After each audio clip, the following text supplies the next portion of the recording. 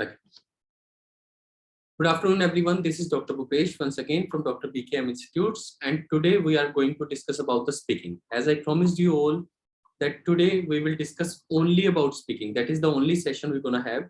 So please listen to this session for at least 5 times again, because if you will spend listening to this session 5 times, तो आपको daily time नहीं देना पड़ेगा. यानी कि अगर हम आज में टाइम देंगे तो आपका फ्यूचर का टाइम बच जाएगा. So that would be really handy for you. और इवन जो कल राइटिंग का सेशन किया था, that was very important. I hope सबने 3 बार सुना हो, पर ऐसा है नहीं, मुझे पता है. So please listen to those writing sessions, क्योंकि कल का राइटिंग सेशन अगर आपने सुन लिया और आज का स्पीकिंग सेशन आपने सुन लिया, तो हमारे 2 बड़े मॉड्यूल्स राइटिंग और स्पीकिंग कवर हो सकते हैं. It's just about giving your best. So I'm just going to start with this speaking task and we'll make it very easy for you. So first of all, I'm just going to stop my video display so that it does not distract you, and we'll take you back to the point. So here it is.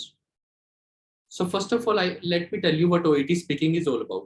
Like I told you yesterday, OET writing is nothing, but it is all about the situation. The same applies to OET speaking. OET speaking is nothing, but that it is a situation.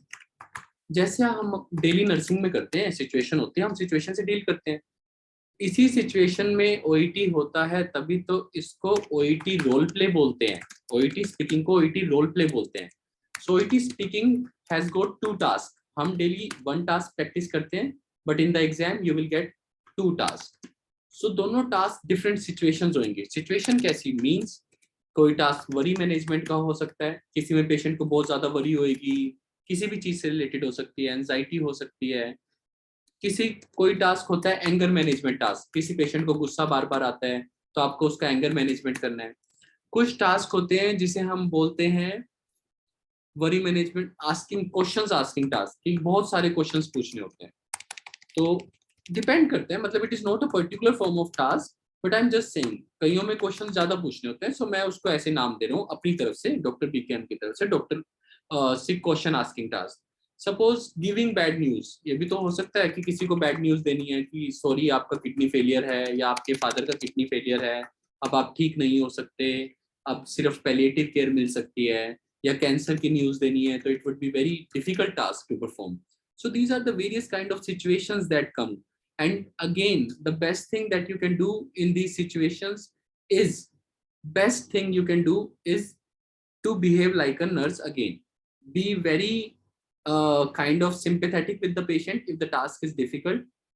लेकिन professional भी रहना है, balance को maintain करना है. आपको news भी बतानी है, आपको ये भी करना है. सिचुएशंस बदलती जाएंगी. So I will go according to different kind of task. So OET role play has got 2 task, और ईच टास्क हमें 5 मिनट्स बोलना होता है, और ईच टास्क की प्रिपरेशन के लिए हमें 3 मिनट्स मिलते हैं. We get 3 minutes to prepare.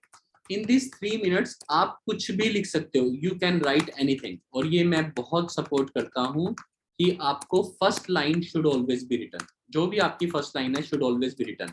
First line अभी हम डिस्कस भी करेंगे क्या है, लेकिन always be written. First line क्या होती है, वही अपना नाम बताना, जैसे कि good morning, my name is doctor BKM, so I am your doctor for the day. और आप सबके केसेस में मोस्ट ऑफ द स्टूडेंट्स हमारे नर्सेज हैं, so I am your nurse for the day. फिर डॉक्टर बीकेएम नहीं आ सकता. so I am BKM, my name is BKM, I am your nurse for the day, so how may I help you. ये समझना बहुत जरूरी है, बहुत जरूरी, क्योंकि ये लिखना भी बहुत जरूरी है, क्योंकि सिचुएशन बदलती रहती है. तो फर्स्ट लाइन हम बहुत एंशियस होते हैं जब हम पेपर में बैठते हैं, तो there are lot of anxieties which are running in our head. तो प्लीज उस एंजाइटी को शांत करने के लिए ये फर्स्ट लाइन जरूर लिखनी है. तो अगर पेशेंट अगर ओपीडी में आ रहा है, patient is coming in OPD, patient is coming in emergency department, तो हमेशा फर्स्ट लाइन आपको ऐसे ही बोलना है, how may I help you, my name is Bhupesh, I am sorry, यहाँ पे बेटर हो सकता है, आई am a nurse over here, sorry, I am a nurse over here. क्योंकि आप उस सीट पे बैठे हो, रिसेप्शन डेस्क पे बैठे हो, या ओपीडी में बैठे हो इमरजेंसी डिपार्टमेंट में, तो my name is BKM, I am a nurse over here, so how may I help you. Simple, मैं यहाँ पे एक नर्स हूँ, कोई कॉम्प्लेक्सिटी नहीं. I am a nurse here in the community centre. चाहे कम्युनिटी सेंटर हो, चाहे ओपीडी हो, चाहे इमरजेंसी डिपार्टमेंट हो, आप ओवर हियर बोलोगे तो आपको कुछ और बदलाव की जरूरत, आपको मॉडिफिकेशंस नहीं चाहिए होंगी. So I am a nurse, so how may I help you. Emergency department, OPD हमेशा ऐसे ही चलती है। समझो ओपीडी की जगह ऐसा हो रहा है कि आपके पास पेशेंट हॉस्पिटल में हॉस्पिटलाइज्ड है और आप उसके नर्स हो, तो जरूरी अब यहाँ पे हम श्योरिटी से नहीं कह सकते कि कल भी आप आए थे या आज आप उसके नर्स हो। तो सिंपल इस केस में good morning, my name is Beckham and I am your nurse for the day. समझो बहुत बड़ा हॉस्पिटल है तो आज आपकी ड्यूटी है, सो आप ऐसे कहोगे good morning, my name is बीकेम, I am your nurse for the day, so how are you feeling today. First line हमेशा लिखनी है। जब पेशेंट हॉस्पिटलाइज्ड है तो ये बेस्ट चीज है कि आप आज कैसा फील कर रहे हो, तभी तो कन्वर्सेशन स्टार्ट होगी। हॉस्पिटलाइज वाले टास्क में मोस्टली आपको नाम पेशेंट का दिया होगा, तो आप कभी नाम तो पूछ ही नहीं सकते, you can not ask name. अगर नाम नहीं दिया, if the name is not given, don't ask. क्योंकि हॉस्पिटल में जो पेशेंट एडमिट है आप उससे नेम कैसे पूछोगे, इट इज नॉट राइट। या कंफर्म कर सकते हो, सो आर यू मिस्टर जॉन, अगर नाम दिया है तो।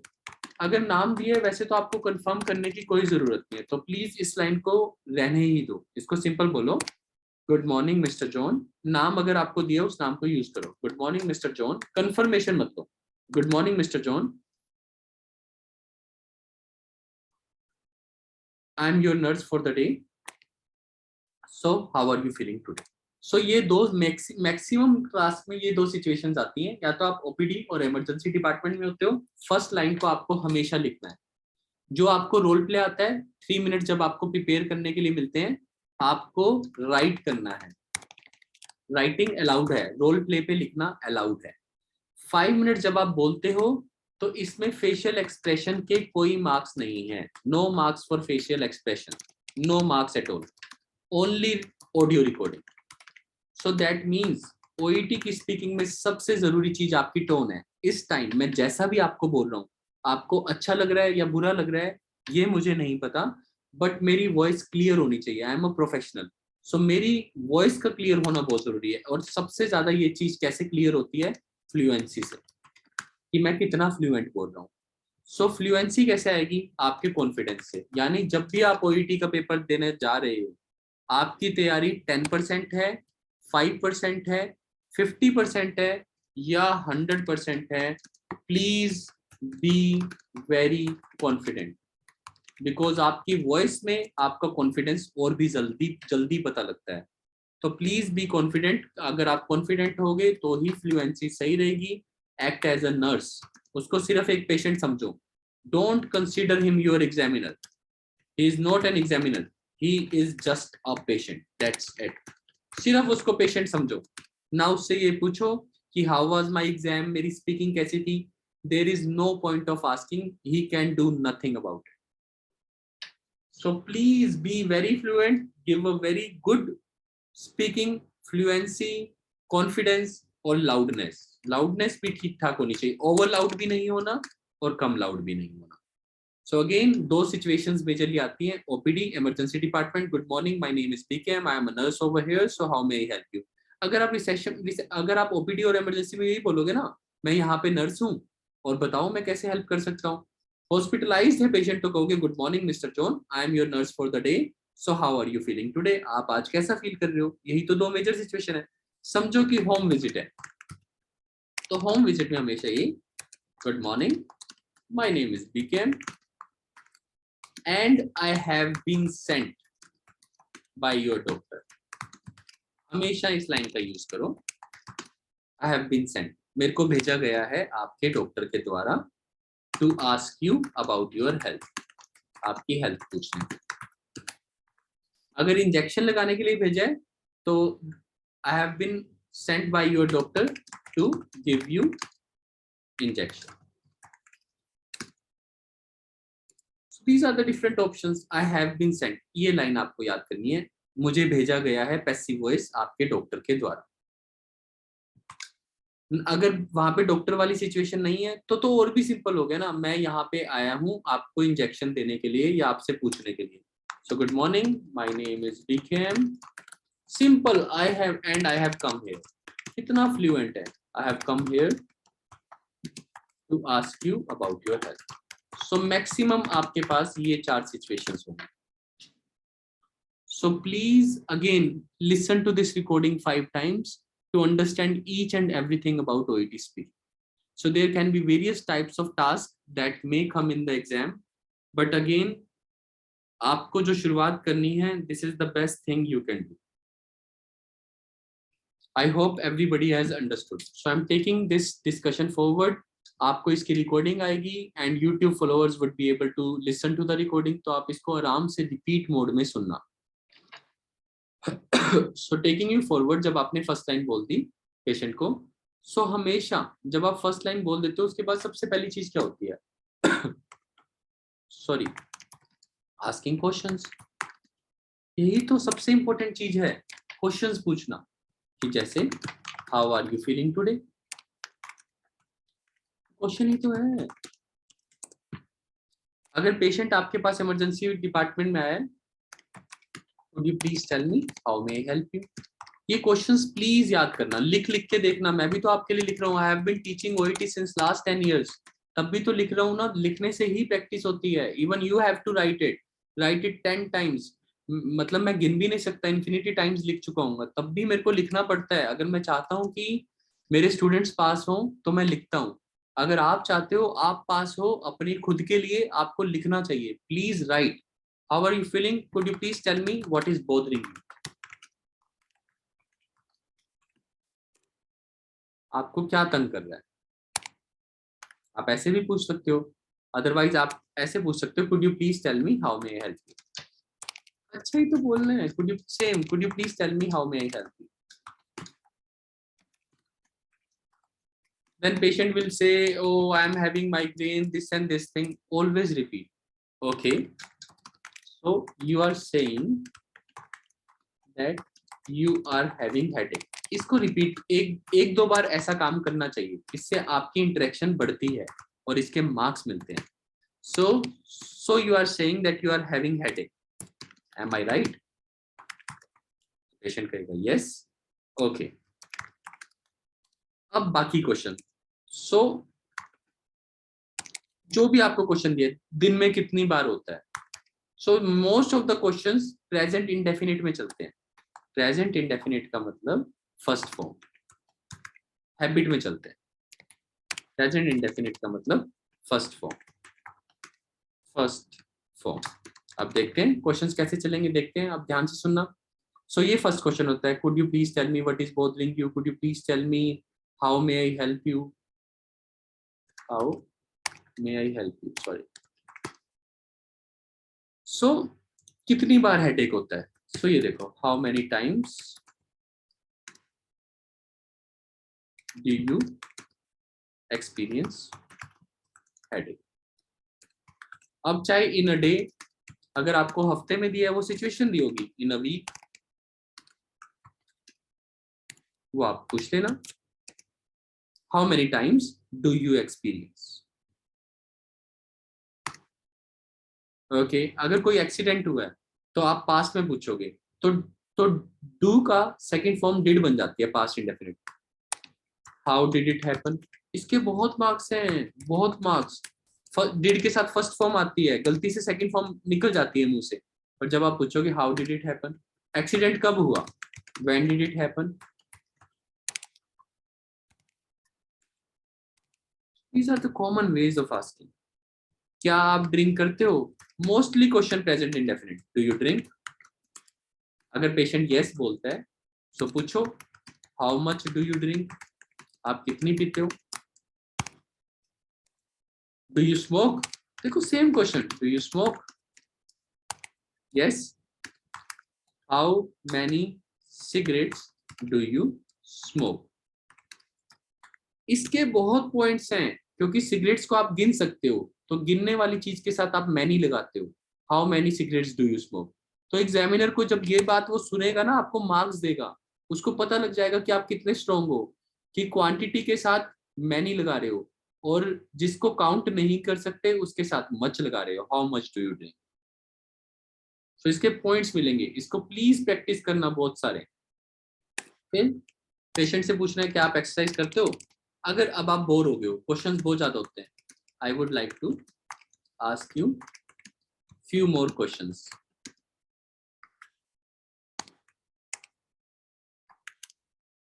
सो मे आई कंटिन्यू। ऐसे भी पूछ सकते हो बीच में, जरूरी नहीं है लाइन, अगर 3-4 क्वेश्चन पूछ रहे हो तो मत पूछो, लेकिन अगर ज्यादा क्वेश्चन पूछ रहे हो so may I continue, is that okay. ऐसे कंसेंट लो उसकी, जितना आप उसको इन्वॉल्व करोगे उतना अच्छा है। अगर एग्जामिनर रिलक्टेंट भी है तो येस और नो तो बोलेगा, अदरवाइज अगर वो नहीं पार्टिसिपेट कर रहा तो please do not break the fluency. आपको अपने टास्क को अपने आप कैरी करना है, फ्लुएंसी को ब्रेक नहीं करना। आपको 5 मिनट तक लगातार अकेले बोलने की आदत होनी चाहिए। I would, how many cigarettes, I would like to ask, how many cigarettes do you smoke? I would like to ask you few more questions. So may I continue? Is that okay? Yes, okay. So do you exercise? जब भी food से related आता है, simple देखो आप कैसा खाना खाते हो, what kind of food do you take? Do में चलते हैं सारे question, what kind of food do you take?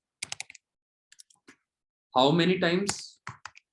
कितनी बार खाते हो? How many times do you take food? Do you take your meals? कितनी बार लेते हो? हर क्वेश्चन को लिखने की कोशिश करो। जितने भी क्वेश्चंस को पूछना मुश्किल होता है हमेशा लिखो। दोबारा रिवाइज करते हैं। How are you feeling today? Could you please tell me what is bothering you? Could you please tell me how may I help you? जो भी सिचुएशन में फिट होता है। Okay, so you are saying that you are having headache, am I right? Yes nurse, okay. So could you please tell me how many times do you experience headache in a day? Okay. So, okay. So you are saying that you had an accident. Am I right? Yes. Okay. So how did it happen? All right. Okay. कभी भी ऐसे नहीं करना। Informal होता है, उसे मत बोलो, ऐसे पूछो। All right. Okay. So when did it happen? Okay. So do you, अब ये नहीं है कि सारी रिकॉर्डिंग में आपका ओके चल रहा हो, कोई भी चीज रिपीट नहीं होनी चाहिए, आपको ध्यान से यूज करना है। 1-2 बार रिपीट हो गया कोई बात नहीं, फिर उसके बाद नेचुरल कैरी करो। How did it happen? Alright, when did it happen? Okay, so I will ask you one more question. So do you drink? In that case how much do you drink? Do you smoke as well? Alright, so how many cigarettes do you smoke in a day? Alright, okay. So I would like to ask, वो पूछ लिया हमने। So do you exercise as well? No, nurse, I do not. So this is how you ask different kind of questions. So अगर आपको और कुछ भी पूछना है, मोस्टली क्वेश्चन अगर आपको ये पूछना है फैमिली हिस्ट्री है, देखो कितना आसान है। Do you have any family history of the same disease? Do he तो लगाना है। अगर आपको पूछना है कि आपकी कोई पास मेडिकल हिस्ट्री है, सो do you have any pass medical history? Questions को मुश्किल करने की जरूरत ही नहीं है। Why are you making questions complex? Present indefinite use करो, be very strong, give the best you can. So this is the normal way of doing the speaking task, and this is what is going to help. So सबसे पहले जब भी OET की बात नहीं, again हम OET क्यों बोलते हैं? सबसे पहले जब भी पेशेंट आता है हमारे पास, हम उसका नाम पूछते हैं, उससे पूछते हैं how may I help you, या पूछते हैं how are you feeling today. फिर जो क्वेश्चंस पूछने होते हैं हम पूछते हैं, उसके बाद क्वेश्चंस पूछने के बाद क्या करते हैं? मोस्टली एग्जामिनेशन करते हैं। सो एग्जामिनेशन, अब एग्जामिनेशन करनी है। So now I would like to examine. कितना आसान है, I would like to examine. अब उससे पूछो, कंसेंट लो, इसके मार्क्स हैं, मे आई? तो वो कहेगा यस। तो बस अब ज्यादा देर नहीं, ओके या फिर okay.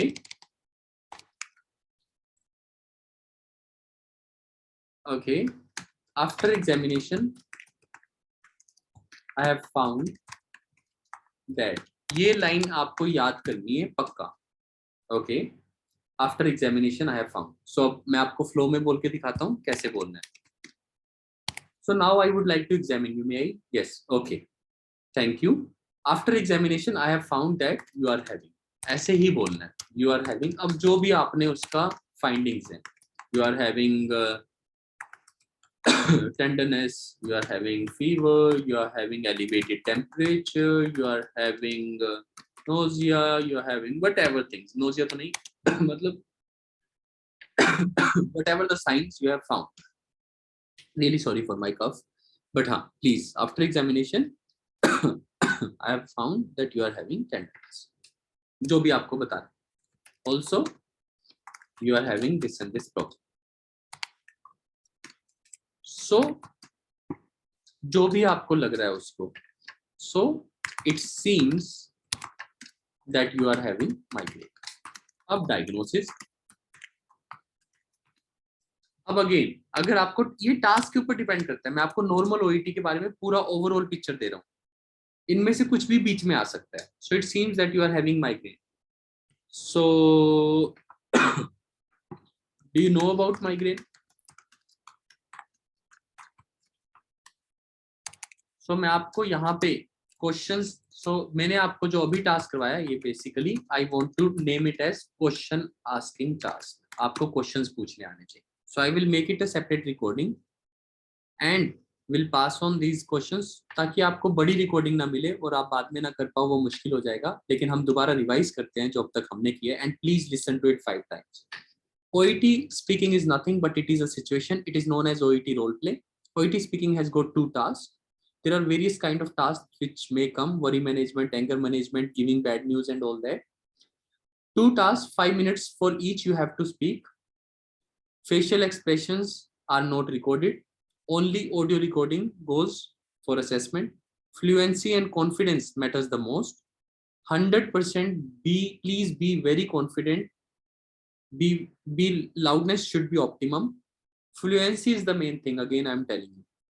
Consider the examiner that he is just a patient. He does not have any marks. So please be very confident. Behave like a nurse. So good morning. My name is this. I'm your nurse for the day. So how may I help you?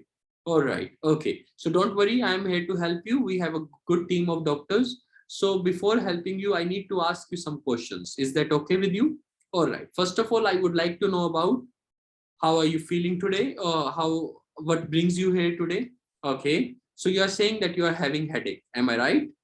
How many times do you experience headache in a day? Okay. So you had an accident. How did it happen? When did it happen? I would like to ask you a few more questions. Is that okay? All right. So do you drink? Yes. In that case, I would like to know how much do you drink? Do you smoke as well? All right. How many cigarettes in a day? Okay. So I have noted down all the questions. I have noted down all the answers. Thank you so much thank you for providing the information. This information will help the doctor to treat you in the best possible way. Now I would like to examine you. Is that okay? Okay. After examination, I have found that you are having tenderness. Also, you are having elevated temperature, and I could see that you are having bit of pain. You are having bit of swelling in your arms as well. Okay. Well, after examination, it seems that you are having migraine. It depends upon situation. I'm telling you different situations. So that is how you should speak. That is what should be the optimum voice. That is how you should carry. Now the question arises कि ये होगा कैसे? How would we be able to speak? इसका answer आप सबके पास है. Because you all have seen small kids growing up. छोटे बच्चों को आपने बड़ा होते हुए देखा है. How do they learn language? It's only by practice. So problem क्या है? When we practice only OET speaking practice. That is the problem. When we speak normally, we speak our mother tongue. That is the problem. We should love our mother tongue as it should be most respected. But when it comes to OET examination preparation, being professional, it is all our responsibility to talk in English normally as well, apart from OET. So जब आप दूसरे को बोलोगे, could you please give me a glass of water, तभी तो आपकी practice होएगी. ऐसे ही तो है, could you please give me a glass of water. तो ऐसे ही तो OET में पूछते हो, could you please tell me how may I help you, could you please tell me what happened. This is practice. जब आप अपने फ्रेंड को बोलते हो, please give me a pen, अभी तो आप उसको बोलते हो, प्लीज पेशेंट को बोलते हो, please tell me when did it happen. That is how you will practice. That is mind. It is all subconscious mind.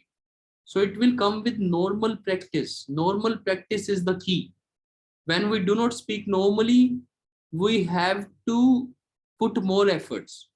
When we speak normally, we don't have to put efforts. It happens automatically. जब हम car चलाना सीखते हैं, जब हम bike चलाना सीखते हैं, जब हम स्विमिंग सीखते हैं, हम जाते हैं, प्रैक्टिस करते हैं, कोशिश करते हैं, कोशिश करते हैं, कोशिश करते हैं, पता भी नहीं लगता एक दिन स्विमिंग आ जाती है, पता भी नहीं लगता एक दिन हम स्कूटी खुद चलाने लग जाते हैं, अपनी कार खुद ड्राइव करने लग जाते हैं। हम घर से ये सोच के थोड़ी निकलते हैं हम नहीं कर पाएंगे, हम तो बैठते हैं कार में, ट्राई करते हैं, फिर ट्राई करते हैं, फिर ट्राई करते हैं, एक दिन अपने आप आ जाती है। इसमें कॉन्शियस माइंड की इन्वॉल्वमेंट ही नहीं है, आपको सोचना ही नहीं है, आपको अपना काम करना है। आपको अगर ओईटी क्लियर करना है तो you don't have to think anything, you just have to go normally and do your best. So I'm stopping the recording here and telling you this secret that it's that you should try and talk. सिर्फ try करो, अपने आप हो जाएगा, it will happen automatically. So this is Dr. Bhupesh from Dr. BKM Institutes. Our contact number is 7696734256. Thank you.